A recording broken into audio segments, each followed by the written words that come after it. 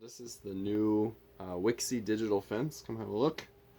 So it's got this green tape, and this is basically a caliper, right? Same technology that's in a caliper. It just magnetically attaches to your fence there.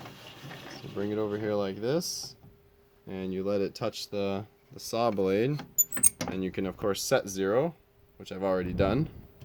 And then you bring it over here, and you can go to any dimension you like. In this case, we'll go 4.5.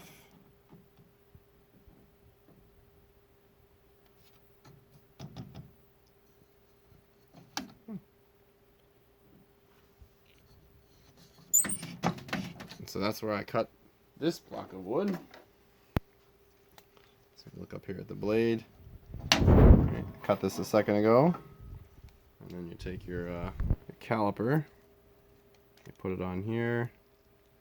It's 497. This says 495, so 2 thousandths off. This is as close as any table saw will cut. Thanks, Dad.